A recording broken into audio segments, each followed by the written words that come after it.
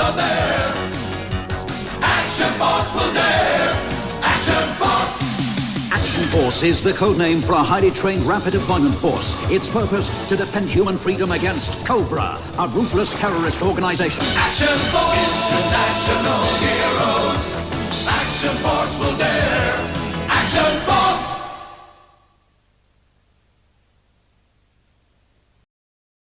And there it is, Action Force. We're in Action Force mode today here on Talking Joe. We have just had a somewhat epic interview with editor of the Action Force comic, Richard Starking. And now we will be joined by Brian Hickey and Paddy Lennon to talk about their latest Kickstarter, Total Action Force 2 International Heroes. They're going to be talking about their 176-page definitive history and guidebook to Action Force from Hasbro, released between 1987 and 1989.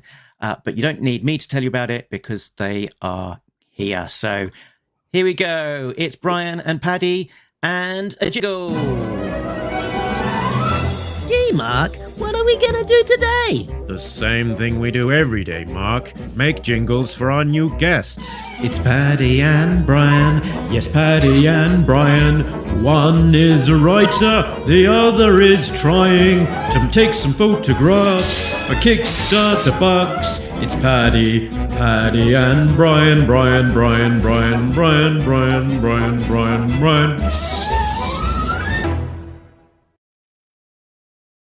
Oh, Here man. they are. Send me that. The funny thing is, Brian still has that Furby hat that he wears pretty much constantly. Only for private parties. So today we are talking about Total Action Force Volume 2, which is the successor to, where did I put it? Oh yes, here it is. The Volume 1 Battle Years. Magnificent volume that you've only printed enough for the people that ordered it. So if you didn't get on it back in the day, you missed out. And now people are saying, where is it? I missed it. So hopefully, we'll get to it to answer that question. But you came back for more. It seems like with the speed of you releasing Volume 2, it was something that you definitely wanted to do. Oh, 100%. I mean, we just felt that, well, we came off the first book with a bit of a hype. We were so happy with how that turned out. And of course, we knew the Action Force story wasn't complete. Like, there was a whole other chapter to be told. And we really wanted to keep the momentum going, get stuck into this kind of second phase of Action Force, which is, you know, it's just as exciting in terms of the creative team that worked on it. Okay, maybe not so much in terms of toy designers, you know, from a British or Irish side, but in terms of the comics, a whole portfolio of A-listers worked on the comic art and on the comic writing, and of course the toys that we did get were absolutely, you know, amazing. What came in when Hasbro took over, I mean, they really gave us the best of what they had kind of put out to date. This is a really exciting book for us to bring together, you know, and it's reassembling the same team as did book one. So it's going to be, you know, another brilliantly written, beautifully designed and illustrated book for Action Force fans, and it'll round out the whole story for everybody. Excellent. And it's live on Kickstarter now. It finishes on Thursday, May the 5th. So we're in our kind of final sort of little run up to the end of it. Within reaching distance of the goal. Do you want to talk us through the actual Kickstarter itself? What's involved with that? What people's options are, and all of these kind of great things. Yes, so our funding goal is €35,000, and that's to do basically what we did with Volume 1. It's to print a minimum order quantity of hardbacks. This page case is 176 page hardback, with stretch goals to give us additional pages and so on later on. So again, this is again going to be limited to sub 300 copies probably. The prices of printing and so on have gone up. I don't know if you've noticed. Getting paper and so on is extremely difficult at the moment. So print costs and so on have gone up. So it's a higher funding goal this time, a higher funding goal than we'd like. But similar to the first campaign, we have options there for people to buy a copy of the book, get a signed copy of the book, get 2 books, and then a tier with copy of the book that's signed, prints that Brian has been revealing over the last 4 weeks, based on inspired by covers from the Action Force Weekly and Action Force Monthly cover art. And then we also had a special tier, which I think we have a couple left of, which was what we call the HMS flag, which comes with books, prints, a poster, and a absolute ton of Action Force fan club items that we were able to source via David Tree, who runs the Roll Call show. So things like a still mint and sealed bag Cobra Commander, patches, a digital watch that no longer functions, although apparently there is a trick that you can make them work again. The Steel Brigade poster that was offered to members of who sent away for the Steel Brigade figure, or the Special Corps figure, as it was called here. An Action Force fan club member birthday card, and some other little bits of pieces as well, and of course, and the fan club membership pack that was when you joined the club, they sent you a little wallet with a code book and things like that, and that's included as well. So we've tried to gather up as much Action Force Interest in Heroes branded stuff as possible to include in that pledge level. So those are kind of the backing levels, and then in terms of stretch goals, first stretch goal gets us an additional 16 pages in the book, up to 192 pages. Our second stretch goal, at 45,000, will allow us to commission a whole bunch of new Action Force art from the artists who worked on the comics. So far, Kev Hopgood, Jeff Senior, Steve Yoel, and Stas Johnson and Mike Collins have said that they would be open to doing new art if we can hit that goal. So that's I'm really excited about that, because all of those artists are like definitive artists for me. My first comic was Action Force Weekly, and those artists, I read Zenith, that Steve Yoel went on to do. I read, Kev Hopgood's work on Iron Man was something I read as well. Steve Yoel was one of the artists on Starman, which is my absolute favorite comic of all time ever. Niche. Niche, but again, it's these are guys whose art I've loved forever, and to be able to get them to do Action Force again for what is an officially licensed book is like a dream come true for me. Yeah, absolutely. To be able to say to Stas Johnson, Stas, can you draw? Is good to be like, oh my God, yes. And then finally, our last stretch goal at €50,000 is to do a softcover reprint of Volume 1. Obviously, hardcover volume of the Battle Years, most of those were given to backers in return for their pledges. We had a handful that we were able to sell after the campaign. Like literally, we ordered extras from the printer in case some got damaged in transit from the printers to us. And so we had those extras to sell, which I think was about 10 to 12 copies, most of which I brought for roll call with me.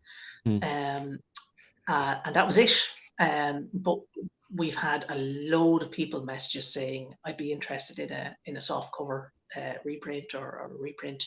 So we're doing that as part of this campaign. If we hit €50,000, we'll be able to run a minimum order quantity of soft covers, which we can then offer to people, obviously, as add-ons or as pledge levels in this campaign if they wanted to back it and get a copy of that as well as Volume 2.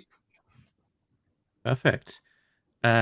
So the there was a little bit of background there. This is for people less familiar with Action Force Weekly. This is how it all fitted in. So back in 1982, we had G.I. Joe launch.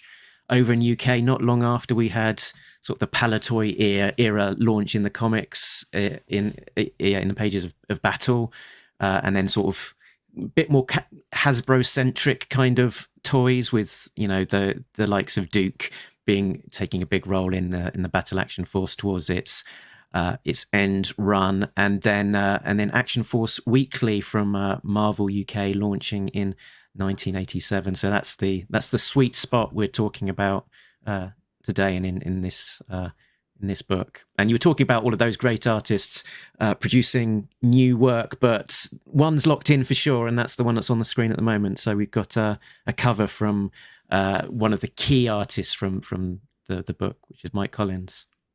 That's right. So Mike did the Paddy reached out to Mike, and he very enthusiastically agreed to do the front cover, and had a lot of fun doing it. Like he did a superb job on the front cover. You know, and we had some good bit of banter back and forth with him, you know, via email, as he was kind of working through the initial kind of pencils and working up to this. But he had a lot of fun. There's a lot more kind of action and vehicles ended up in the final cover than he showed us in his initial pencils. And as Paddy will point out, he dropped a few nice Easter eggs in there, picking up on things that he knows that we're sort of big fans of as well in Action Force. So it was a real pleasure working with Mike on the cover, and it would be super if we unlock that stretch goal for additional art in the book, which would obviously include some new pieces from Mike as well. That would be absolutely perfect. There's the black and white of that particular image. Great stuff. So there's the toys. So those are when I think about the Marvel run, that first year, 1987, those are the classic figures. It was the kind of the first year of the ball jointed kind of figures from the American releases. And is the focus of the book very much the toys, the comics? Were you sort of tempted to veer into any of the other kind of realms of Action Force, like, for example, the VHSs, the licensing, some of the various other stuff, the audio tapes? This will follow the format of book one, so it will. It's the toys, the comics really are kind of center stage. The character profiles as well. So that's your kind of holy trinity that defines Action Force. The toys, the comic books, the data files or file cards or intelligence profiles. Different terms are used depending on whether you're in America or with IPC or with Marvel UK. But effectively, so that's the holy trinity that's going to define the book. But I think there may be kind of an honorary mention to the video or not, or the audio. I would like to do something with the VHSs, just because they're a lot of fun. Those really hastily done overdubs are quite funny. So I wouldn't mind doing an article just talking about them if we can. Again, it's going to have to be the finding the people who worked on this stuff is quite difficult. Especially in the comics era, not as much, because most of them are still working in the comics industry. Most of them are, public profiles. But finding the people who worked on, in the marketing department of Hasbro UK in 1987 is difficult. But we're trying our best to reach out to people. So hopefully we'll have some good insights there. Certainly on the comic side, certainly it's been a lot easier this time around to get people who were involved in the comics back in the day involved in sharing their stories with us. Just on that as well, though, with the audio tapes or the audio stories that were produced, I mean, that there's original British content in that, and it probably would be worth kind of some sort of a mention, to at least cover that, because when we were part of our research, we were looking over the different Action Force IPs that were registered by Hasbro UK in the 1980s. And they had the Action Force trademark for toys, Action Force trademark for comics, and the Action Force trademark for audio stories. And of the three of them, they still own, and they're still active with the trademarks for the toys and the comics. But the trademark for the audio guides is dead, is the official title on the trademarks website. So that's something that they've clearly, decided we're not going to go any further with that particular, part of it. But so that means I could do an Action Force podcast. Dramatization, Paddy. Dramatization. I know Action Force. You heard it here first. An Action Force dramatization podcast. They don't own the rights to that anymore. That's our next Kickstarter, guys. Perfect. So up on the screen at the moment is one of the kind of the profile pages with the beautiful designs from Brian there, sort of reworking some key art into how would you describe it? Well, we, like in the last book, we wanted to showcase some of the artwork from the comics and to showcase the artists who worked on those comics. So, and then that's also a great way to illustrate the different characters when Paddy, reworks the intelligence profiles or the data files and the different characters too. So in this particular instance here, this is the cover from number 40. I think it's number 48 of the weeklies. In fact, it is number 48. You can see it in the caption there. Uh-huh. And that cover is credited to Brian Hitch. The inker is not credited. It's just Brian Hitch gets the only credit on it. And it's a superb shot of Lady J kicking ass in the middle of a battle, and it ties in great. It obviously is a great story in that particular issue. But coming back to your question, Mark, yeah, we're with permission from Hasbro, we're selecting kind of key pieces of art representing some of the different characters, and then they're going to be used in the book itself. And there you go. There's the original right there. Cool. So what was I? There we. I've got rid of my visual content. So there was they click past those. So a great thing that you've been trailing on various social media as part of the promotion has been a kind of a gradual leaking through of these great diorama shots that you've been producing to recreate some of the classic cover images. And how many are you doing of these in total? Is it something like 8 or? There's 6 prints and a poster. Uh-huh. So we'll be revealing the final print and the poster in the coming days. Like we've got 4 days. They will be out in the next 4 days. We'll drop they'll be dropped, probably one on Monday, and then the final one maybe 24 hours before the campaign ends. Excellent. So I've just got on the screen some of the ones that have been released so far. We've got that great cover one that we were just talking about with Richard Starkings earlier on. The great Jeff Senior art with the background pop, which somehow my brain had never connected before. That obviously that's what that background is doing. Yeah, of course. We've got that great sort of Menace in Venice with the hydrofoil, such a great vehicle, and lovely to see a spotlight on it. The vehicles in this area of G.I. Joe were just some of the best, weren't they? They really are. Like I just think for this first year of International Heroes and year 2, I think it might be peak G.I. Joe.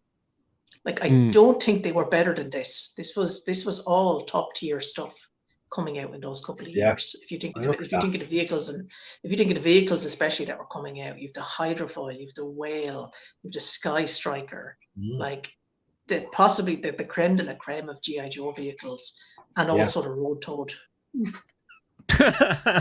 Hey. Oh dear. What next? All Striker again. What a vehicle. Yes. We've recently re-released as a very nice version, actually, in the retro line. So yeah, a vehicle that is amazing, but it was also still somehow magically available to us if we don't have our childhood version. Yeah, great little story there with Bazooka and versus the Dreadnoks. Yeah. You've dropped this one just a couple of days ago, I think. This is Flint in the Dragonfly up against in the picture anyway, a couple of stingers, and you sacrilegiously you've changed the trajectory of the missile. It was kind of like because I was watching the Rich Starkings interview there earlier, and he talks about trying to show off the vehicles, and that with a front-on shot you can't really show it off. And of course in his comic they did go with a front-on shot, but I really wanted to kind of get as much detail of the Dragonfly into the photo as possible. Makes perfect sense. Yeah. I was thinking about this. I was thinking, if Brian wanted to recreate that shot exactly, I'm sure he could have done. So there must be logic as to why it's got the differences there. And yeah, clearly you're seeing more of the vehicle. The thing as well is that the Dragonfly in the illustration is not drawn to scale. The artist takes a lot of different license in terms of how they kind of represent it within the perspective. When you try to photograph the actual vehicle, you'll never get all that detail. I mean, like Flint is huge in the cockpit, and you can't really see him very clearly when you look straight through the glass at the front. So you kind of need to get overhead and look down to be able to see the character's face.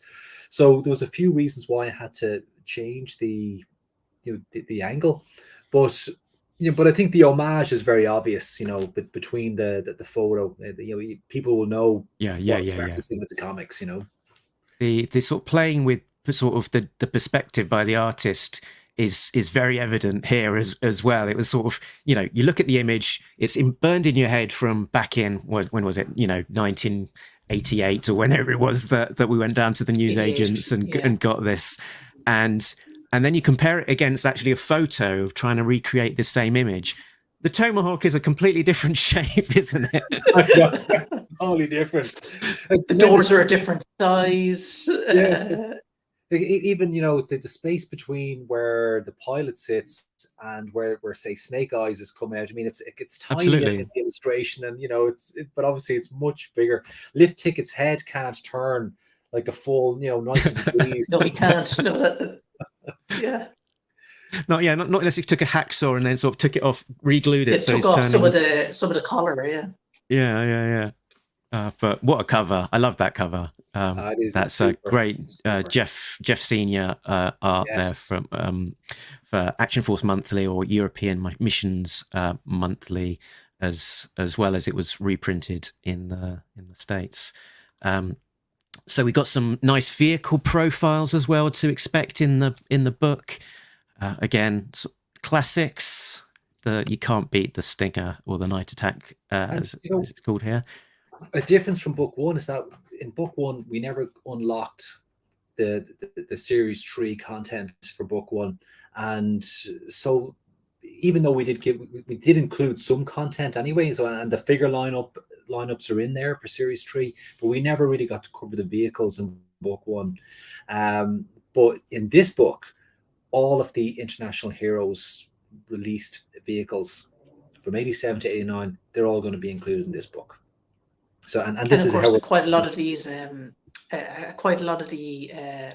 Palatoy vehicles got another chance in Hasbro as well. So you got the Zartan and the Skier were released again, the Night Attack was released again, the Sky Striker was released again.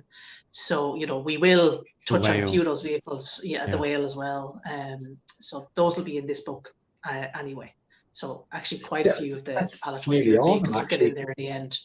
Like the Whale, the Sky Striker, the Moccasin, the Night Attack Jeep. Oh yeah. I mean, it really is nearly all of the Palatoy Series 3 vehicles, I think, are all going to be covered anyway as part of International Heroes. So they will be documented, which is great. Cool. here and on the screen, we just got some of the shots that have been revealed so far, sort of to promote the project, and we've got some sort of Palitoy era and International Hero crossover here, and also G.I. Joe from the States, because we've got a Robo Skull, the flag, and the 1987 Action Force team there on the deck of the flag. What a shot! Love those explosions and the flare from the back of the Robo Skull. Just to say that no actual USS flag was destroyed in the but we did unbox a mint one. A mint in box was given birth. I don't know. I don't know how you describe it, but it's actually funny, because there was a limited release of the flag in the UK. Which is something we're going to cover in the book, where they basically shipped a container of them over as contest prizes for raffles that were held in various stores in the UK. Beaties and Toymaster certain stores got flags to raffle to promote Action Force International Heroes. So there was, it was never released here, but they imported, Hasbro UK imported a handful of them, especially for release in as contest, as promotional items. So that's actually something we have actually managed to find quite a bit of information on that, because those raffles were reported on in the local newspapers at the time. Yes. And Brian was able to dig out some archival articles about the competition from some of the local newspapers that featured it. So we actually do have, images even of the kids who won them, or who won some of them. Perfect. That we'll be able to reprint the names and addresses. And you've been calling them up now and saying, "Do you still have that flag? Will you give it to me?" From the Stratbarn Examiner and all this sort of stuff. Wow. So that's interesting. But that's a story that I don't think maybe most fans here would know, that it did get kind of a release here, or at least in the United Kingdom. So that's interesting. And there's talk, although we haven't been able to confirm it yet, that there was an Action Force sticker sheet included with that. Oh wow! Wow. But I haven't been able to confirm that yet. That's just based on a secondhand memory someone has. But I do want to see it to believe it. Yeah. So if you are one of the people who won a flag from your local Toymaster and you did get a sticker sheet, do let us know, because we'd like to confirm if that's true or not. Yeah, perfect. I'm also getting like an image in my head of Brian sort of late night in a library, sort of darkened library, huddled over microfiche, sort of scanning through for my references to Action Force. That's exactly what's like. Microfiche is making a comeback. It's more reliable than these digital hubs. So pouring over the microfiche, it always scans way too fast across the screen before I can kind of stop it and then try and work back to the page I want. So what else have we got? Look at blood there hanging out the stinger. Fantastic. Alpine on the mountainside. Actually, I know you like to do stuff in camera there, Brian. How on earth did you achieve the Robo Skull engines there? But you know what? It's actually suspended from fishing wire. But because it was slightly moving, the fishing wire blurred out in the shot. And obviously the main lighting focuses on the explosions on the flag and stuff. But if you look between those two top engines, you can actually see a very fine kind of like a spider web line between the two top engines. That's the fishing line, and you can even see a little bit of it going kind of horizontally up from the engine on the top left. So I'm kind of revealing all my tricks there. So it's like the fishing line is hiding in plain sight. And have you got like mini sort of LED lights? Sort of You've got just snuck LEDs in there? in the boosters, right? Yeah, little LEDs, and they're actually for party balloons. You know, you pop them on and you twist them, and then you throw them into a balloon, inflate the balloon, and have a party apparently. But I just stuck them in the back of the RoboSkull engines, and it looks like it's in flight. You know, brilliant. The explosions are real. They're real explosions. No cotton wool involved. Is this then the next page? Is this a creator profile page? No, this is another character. This is Snake Eye's bio page, yeah. In fact, obviously using that Mike Collins art. Yes, from the special. The special, the holiday special. Yes. Mr. Starkings was just talking about getting the full profile of Snake Eyes, so that miniature Paddy can be drawing tracing it at home.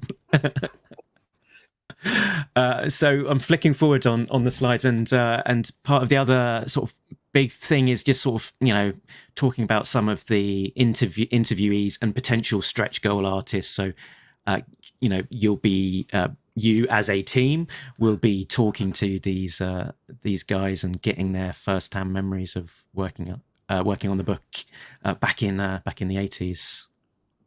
Absolutely. I mean, and Kev has been very enthusiastic in his communications with us about kind of, you know, being interviewed and creating new art if we unlock that particular stretch goal.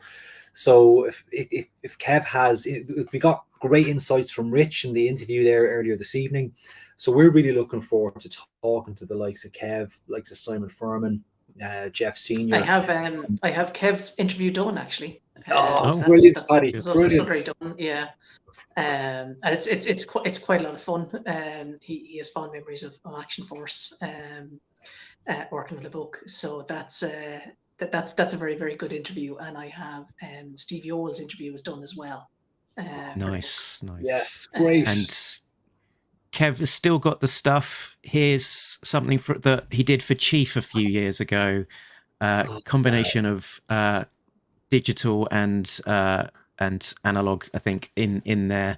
When Chief was doing his lineup phase of his commissions, he'd be often getting requesting a lineup of classic characters from a particular franchise. And look at that Baroness. Like, that's how you draw the Baroness. That's how you draw the Baroness. Like, so many artists get it wrong. Kev nailed it. And he's bringing such a presence to all of these characters and different sizes and you know. I love the height on Destro. He looks like a big bruiser, doesn't he? He does. He's very imposing. It's like Cobra Commander is just to the side, sort of somewhat dwarfed by him, and little touches such as sticking in that Arashikage tattoo on Storm Shadow there as well.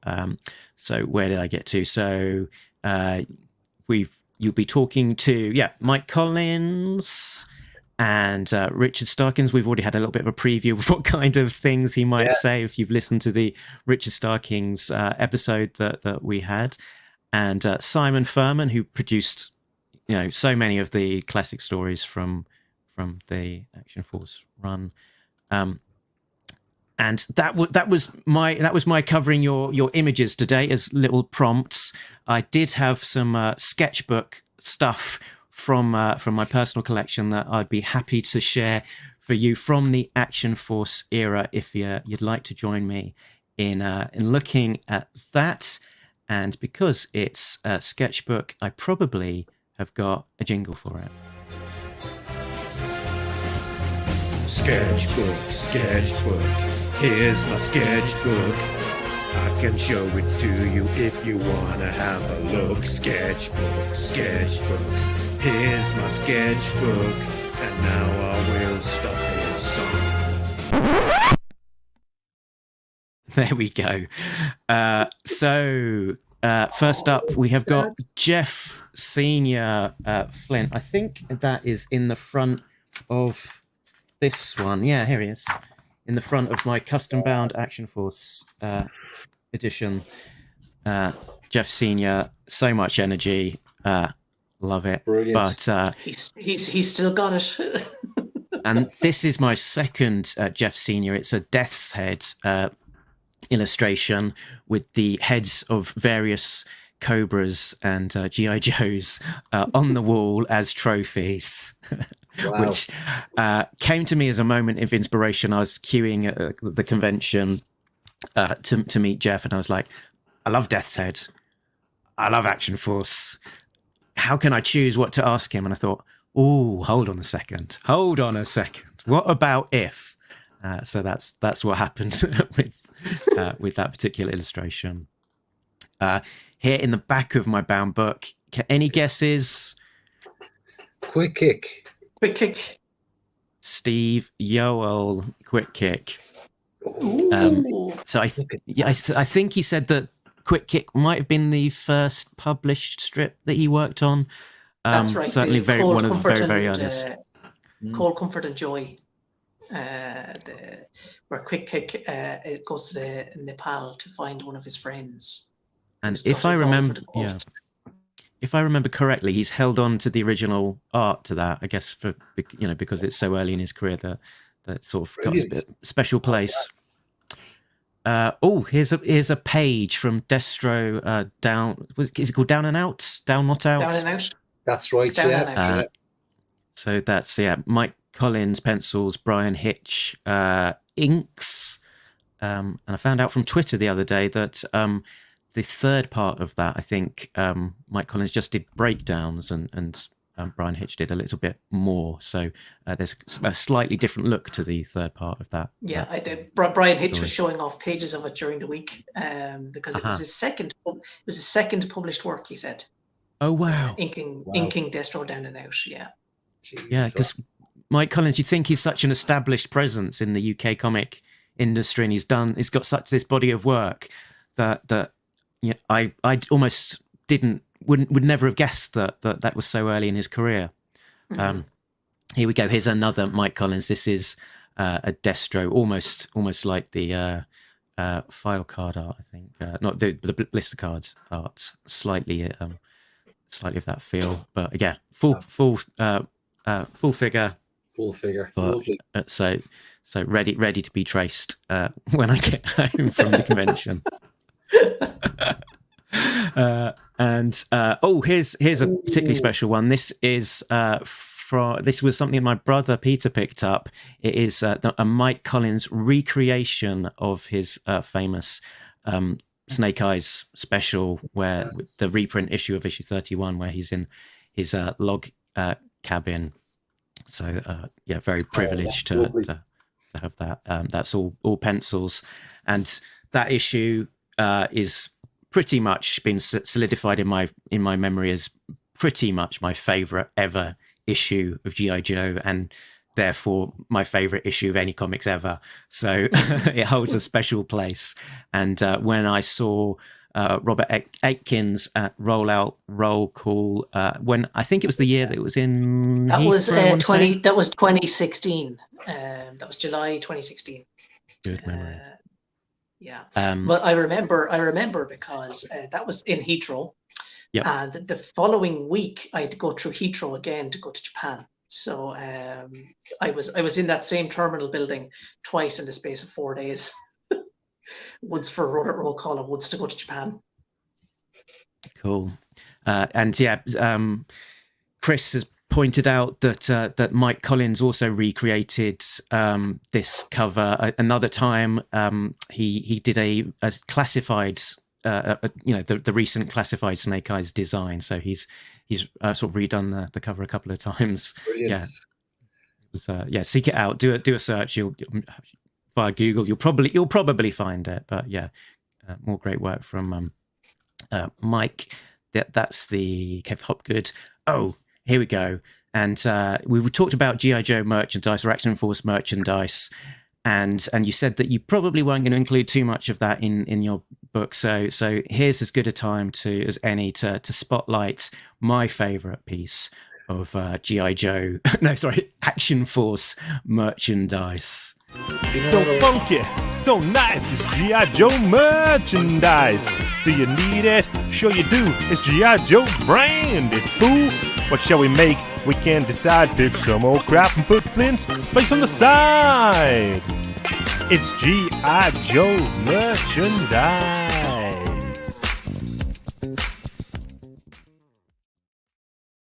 Yeah, I don't know if you saw on the video, there was those jingles. Way too much those jingles, dude. on the video there, you had Flint's face on a calculator, on some gloves, on some squishy stickers, on any old stuff, essentially. If they made it, Flint's face was put on it.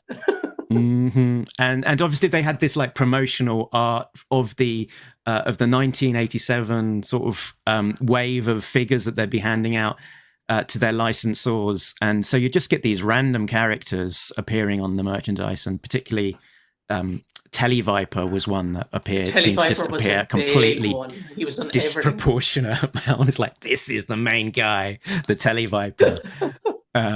So this is probably my very favorite the only piece. Official USS flag released in Britain. Yeah, so what this was from the Grosvenor of London, and it's a sort of a aircraft carrier soap model, they've called it, and weirdly on the box it's got a picture of a Crimson Guard and a Devilfish, and inside is an entirely separate piece of not even the USS flag card art, like,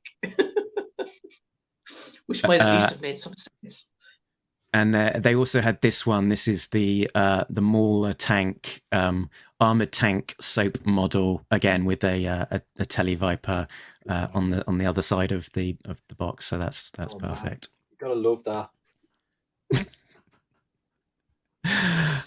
There we go. And so that was kind of me almost running into the end of the stuff that I had pre-prepared to look at.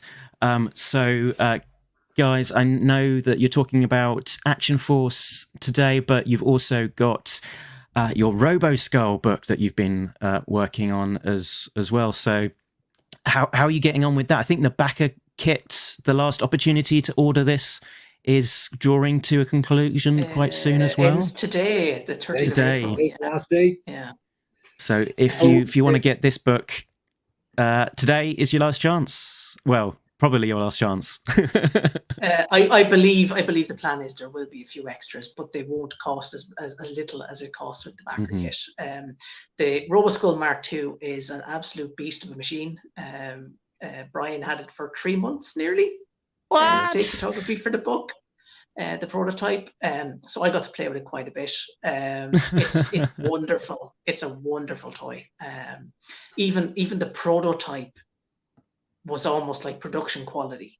Like they were like, it's only made of resin. It's going to be very, very, it's going to be very, very delicate.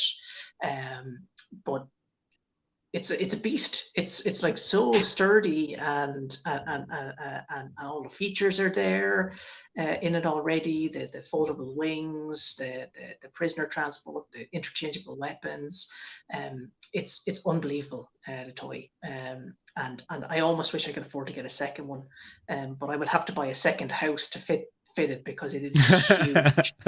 It is absolutely ginormous. It is twice the size of a vintage RoboSkull. The word of a lie. So it's huge, but it's going to be excellent. I can't wait for those figures. I can't wait for that vehicle, and I'm having a ton of fun doing the book. We've managed to secure lots of concept art from Alex Wu, the designer. Fantastic. And Bob Breakin has opened his folders and given us quite a lot of art for the vintage RoboSkull as well. Oh, perfect. Guys, He's asked us to make sure that art is not reprinted anywhere else, or shown anywhere else except in the pages of the book. It's going to be XXX exclusive, world exclusive. So if you want to see that production art for the vintage Roboskull, it'll only be available in that book. Yeah, what an incredible project, and rounding it out with this premium book to go alongside it. It's just it's an incredible project, really. It's it's almost difficult to conceive that it's been as successful as it has, and it's got all of these pieces all coming together. Just doing one of them on its own, would be a Herculean task for most people to achieve. So to create the core vehicle that they have had, all of the figures, all of these sort of the premium products like the book alongside it, it's spectacular. I'm really looking forward to seeing it. So last words on the actually, before I do that, I just have to share this, of course, that Chris Full Force McLeod has to point out that he had that soap. He had the soap. and he said, I picked up some of the old ones a while back. I can't bring myself to open them just in case it's hideous inside. I'll open them. Send them to me. I'll open them and photograph them. These are two guys who are not afraid to open vintage products. So, you're on your side, Paddy. So, last words on the Kickstarter. How do people find it? The link will be in the description below anyway, or Google. But final words of encouragement to get people to push them past the post if they haven't yet backed it. Well, to find the Kickstarter, go to Kickstarter.com, do a search for Total Action Force. You'll find it there.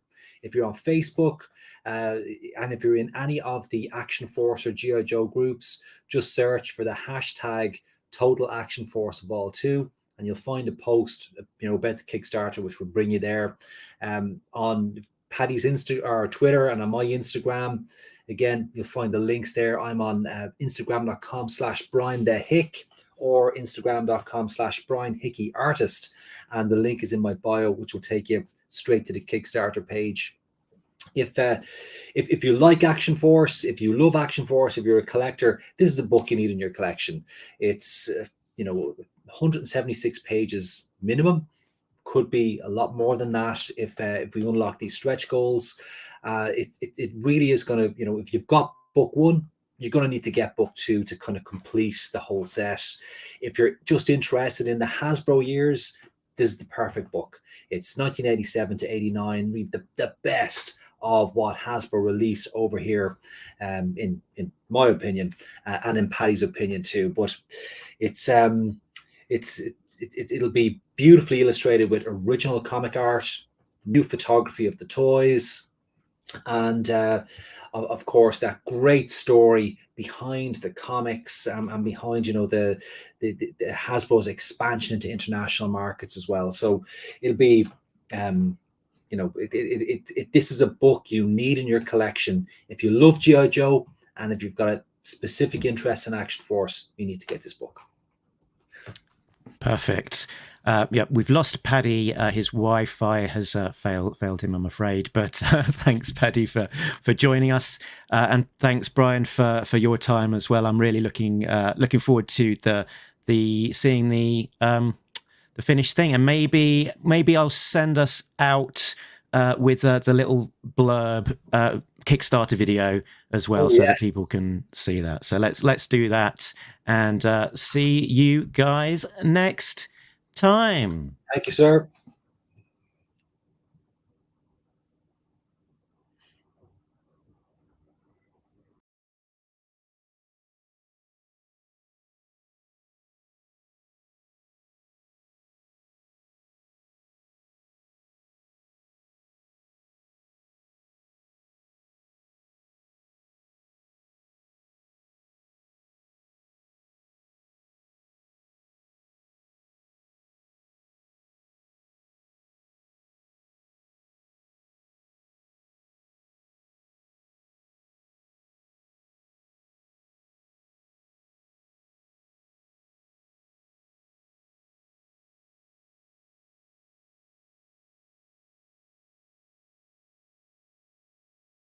Watch out! It's the Action Force AWE Striker with advanced suspension. There's nowhere to hide, Cobra. Striker comes with driver, codename Crankcase.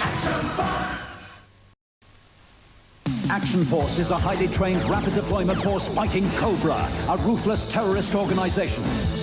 Action Force. Cobra Bang! But they've been spotted by Flint, Dusty, and Barbecue. Man the defense system! Fire! That'll teach Cobra some manners. Boom, boom! Cobra Fang, Action Force checkpoint and air defense system, figures sold separately. Action